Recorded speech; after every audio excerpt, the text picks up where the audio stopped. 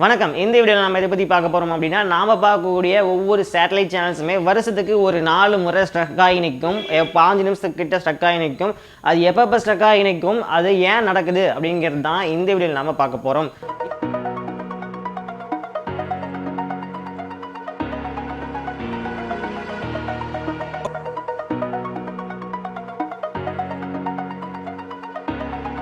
இது எதனால் நடக்குது அப்படின்னா, சன் அவுட்டேஜ் அப்படிங்கிற ரீசனால தான் நடக்குது. இது எப்படி நடக்குது அப்படின்னு தெரிஞ்சுக்கிறதுக்கு முன்னாடி சேட்டலைட் சேனல்ஸ்லாம் எப்படி ஒர்க் ஆகுது அப்படின்னு தெரிஞ்சுக்கலாம்.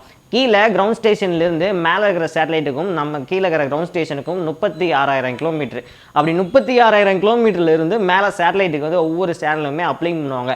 அப்படி அப்ளிங் பண்ணுறதுக்குன்னு தனியாக ஒரு இதே இருக்குது, ஒரு அசோசியேஷனாக நம்ம வச்சுருப்போங்களா, அதுமாரி அப்ளிங் பண்ணுறதுக்குன்னு தனியாக ஒரு அசோசியேஷனே இருக்குது.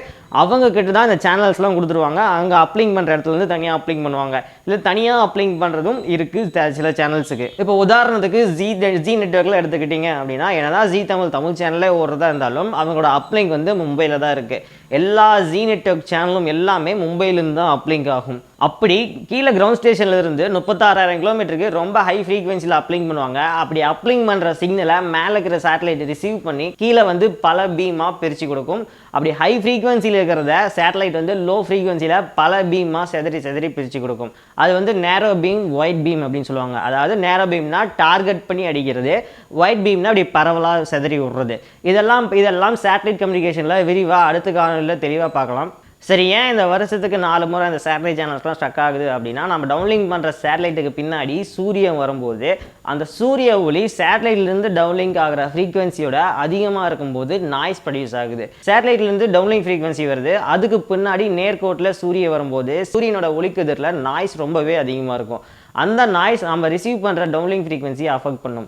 இது ஒரு ரீசன். அதே போல் நீங்கள் டிடிஹெச் சப்ஸ்கிரைபராக இருந்தீங்க அப்படின்னா, உங்களோட டிடிஹெச் ரிசீவிங் ஆண்டனா எல்எம்பிக்கு நேராக சூரியன் வரும்போது இந்த சேனல்ஸ் எல்லாமே ஸ்ட்ரக் ஆகி ஓடும். இதை நீங்கள் இந்த வீடியோவில் இப்போ ஒரு வீடியோ வரும், அந்த வீடியோவில் நீங்கள் பார்க்குறது மூலிமா இதை ஈஸியாக புரிஞ்சிக்கலாம்.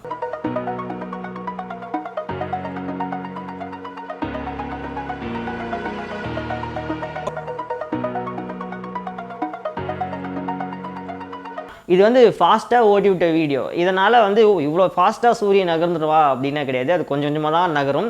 சரி, இந்த சன் அவுட்டேஜ்லாம் நடக்குதுன்னு தெரிஞ்சிச்சு. இந்த சன் அவுட்டேஜை நம்ம எவ்வளோ நேரம் நடக்கும் அப்படின்னா, உங்கள் உதாரணத்துக்கு 10 நிமிஷம் நடக்குமா, 1/4 மணி நேரம் நடக்குமா அப்படின்னா, இந்த சன் அவுட்டேஜ் வந்து 5 நிமிஷத்துலேருந்து 15 நிமிஷம் வரைக்கும் நடக்கும் ஆவரேஜாக. அது எப்படி இந்த 5 நிமிஷத்துலேருந்து 15 நிமிஷம் வரைக்கும் அப்படின்னா, நாம் ரிசீவ் பண்ணுற சிக்னலோட ஃப்ரீக்வன்சி லெவலை பொறுத்து ஹை ஃப்ரீக்வன்சியாகவும் இருக்கும். அதுக்கு மட்டும் இல்லாமல் நம்ம ஆண்டனா சைஸை பொறுத்தும். நம்ம ஏற்கனவே கேயூ பேண்ட், சியூ பேண்ட் அப்படின்னு சொல்லிட்டு வீடியோலாம் பண்ணியிருப்போம். கேயூ பேண்ட்னா சின்ன டிஷ்ஷு, சி பேண்ட்னா பெரிய டிஷ்ஷு. அந்த கேயூ பேண்டில் சிக்னல் வந்து ஹை ஃப்ரீக்வன்சியில் வந்து டிரான்ஸ்மிட் ஆகும். அதனால தான் அது சின்ன டிஷ்ஷாக இருந்தாலும் நம்ம ஈஸியாக பிடிச்சிக்கலாம். ஆனால் பெரிய டிஷ்ஷாக இருக்கும்போது சிக்னல் வந்து ரொம்ப லோ ஃப்ரீக்வன்சி தான் டிரான்ஸ்மிட் பண்ணுவாங்க. அதனால தான் அவ்வளோ பெரிய டிஷ்ஷு நம்மளுக்கு தேவைப்படுது ரிசீவ் பண்ணுறதுக்கு. இப்போது சின்ன டிஷ்ஷாக இருந்தது அப்படின்னா ஃப்ரீக்வன்சியும் அதிகம், அது மட்டும் இல்லாமல் டிஷ்ஷோட சைஸும் அதிகம். இப்போ என்ன தான் சூரியன் வந்து அந்த டிஷ்ஷுக்கு நேராக வந்தாலும் சின்ன டிஷ்ஷாக இருக்கிறதுனால அது சீக்கிரம் கடந்து போயிடும். இருந்தாலும் அங்கே சன் அவுட்டேஜ் அப்படிங்கிறதுனால சேனல்ஸ் வந்து பாதிக்கப்படுறதா செய்யும். ஆனால் டியூரேஷன் அப்படிங்கிறது கம்மி.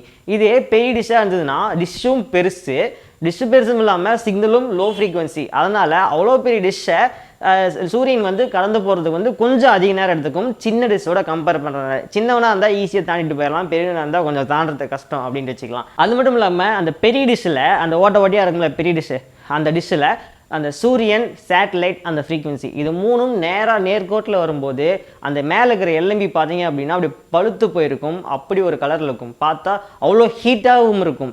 இதனால் அந்த எல்எம்பி வந்து டேமேஜ் ஆகக்கூடாது அப்படிங்கிறனால நம்ம ஊரில் வாட்டரை கேனை கட் பண்ணி அந்த எல்எம்பிக்கு மேலே வச்சுருவாங்கல்ல. அதெல்லாம் எதுக்கு வைக்கிறாங்க அப்படின்னா, மழை வரும்போது எல்எம்பி டேமேஜ் ஆகக்கூடாது அப்படிங்கிறதும் ஒரு ரீசன் தான். அந்த சூரியன் வந்து அந்த எல்எம்பிக்கு நேராக வரும்போது அந்த சூரிய கதிர்களால் அந்த எல்எம்பி வந்து ரிப்பேர் ஆகிடக்கூடாது அப்படிங்கிறதுனால தான் அதுக்கு அந்த வாட்டர் பாட்டிலை கட் பண்ணி அந்த கொடையில் அந்த எல்எம்பிக்கு மேலே வச்சிடறாங்க. பொதுவாக சின்ன டிஷ் எல்எம்பியோட சி பேண்ட் பெரிய டிஷ்ஷோட எல்எம்பி தான் அந்த சூரியன் வந்து நேர்கோட்டில் வரும்போது அதிகமாக பாதிக்கப்படும். பத்தாவதுக்கு அந்த எல்எம்பியும் வந்து இரும்பாக இருக்கும். சின்ன டிஷ் எல்எம்பி எவ்வளோ அந்த பிளாஸ்டிக் இருக்கிற மாதிரி தான் இருக்கும். ஆனால் பெல்விஸ் வந்து அந்த இரும்பாகிற மாதிரி இருக்கும், அதுதான் அதிக பாதிக்கப்படும். சரி, இந்த சன் அவுட்டேஜ் எல்லா சேனலுக்கும் ஒரே நேரத்தில் தான் நடக்குமா அப்படின்னா கிடையாது. ஒவ்வொரு சேனலுக்கும் ஒவ்வொரு நேரத்தில் நடக்கும். ஏன்னா சன் நெட்வொர்க் எடுத்துக்கிட்டிங்கன்னா அவங்க வேற ஒரு சேட்டலைட் யூஸ் பண்ணுவாங்க, விஜய் நெட்வொர்க் ஒரு சேட்டலைட் யூஸ் பண்ணுவாங்க, ஜி ஒரு சேட்டலைட் யூஸ் பண்ணுவாங்க.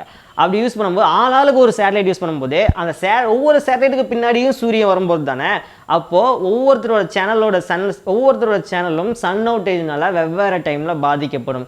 சரி, இது எந்தெந்த மாதத்தில் நடக்குது அப்படின்னா வருஷத்துக்கு 2 முறை. பிப்ரவரி மார்ச் மாதத்துலையும் செப்டம்பர் அக்டோபர் மாதத்துலையும் இந்த சன் அவுட்டேஜ் நடக்கும். இந்த சன் அவுட்டேஜ் நடக்கிறது மோஸ்ட்லி மத்தியானத்தில் தான் நடக்கும். சரி, இந்த சன் அவுட்டேஜ் வந்து கேபிள் டிவியில் எவ்வளோ நேரம் இருக்கும், டிடிஹெச்சில் எவ்வளோ நேரம் இருக்கும் அப்படின்ட்டு பார்க்க போனால் கேபிள் டிவியில் 1 முறை மட்டும்தான் வரும், டிடிஹெச்சில் 2 முறை வரும். அந்த ஏன் அங்கே 1 முறை இங்கே ஒரு 2 முறை அப்படின்னா, கேபிள் டிவியில் சென்னையில் தான் ஹெட் எண்ட் இருக்குது. அப்போது சென்னையில் ஹெட் எண்ட் இருக்கிற ஆண்டனாங்கலாம் சூரியன் வரும்போது சிக்னல் ஸ்ட்ரக் ஆகும். அது ஒரு பாயிண்ட். மற்ற எல்லாமே ஒயர் தான், அண்டர் கிரவுண்டில் தான் வருது, பேண்ட்வித்தில் வருது, அப்புறம் இங்கே யூஜியில் வருது, அப்புறம் ஹெட் ஓவரில் வருது. இப்படி வர்றதுனால சன் அவுட்டேஜ் வந்து ஒரே ஒரு டைம் தான் பாதிக்கப்படும். ஆனால் டிடிஹெச்சில் 2 முறை. ஏன் 2 முறை அப்படின்னா, நீங்கள் உதாரணத்துக்கு ஏதோ ஒரு டிடிஹெச் சப்ஸ்கிரைபராக இருக்கிறீங்க அப்படின்னா உங்களோட டிடிஹெச் ஹெட் எண்டில் ஒரு தக்க சன் அவுட்டேஜ் நடக்கும், அப்புறம் உங்கள் வீட்டுக்கு மேலே ஒரு தக்க சன் அவுட்டேஜ் நடக்கும். ஏன்னா அந்த டிடிஹெச் ஹெட் எண்டில் வந்து ஆண்டனா வச்சு தான் ரிசீவ் பண்ணுவாங்க சேனல்ஸ் எல்லாமே மேலே சேட்டலைட்லேருந்து.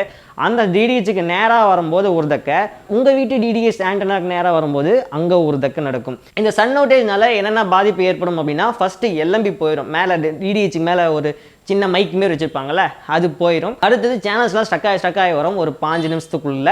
சரி, அப்படி ஸ்ட்ரக் ஆகி தான் வரல அப்படின்னா ஆடியோ டிலே இருக்கும். ஆடியோ வீடியோக்கும் பயங்கர டிலே இருக்கும். சில சேட்டலைட் சேனல்ஸ்லாம் நாமளே பார்த்துருப்போம், மதிய நேரத்துலலாம் வந்து பார்த்தீங்கன்னா அப்படின்னா ஆடியோ ஒரு இடத்துல போகும், வீடியோ ஒரு இடத்துல போகும். நம்ம டெலிகாஸ்ட் பண்ணுற இடத்துல தான் மிஸ்டேக் அப்படின்னு நினச்சிட்டு இருப்போம். அது கிடையாது, இந்த சன் அவுட்டேஜ்னால வர ப்ராப்ளம் தான் இது.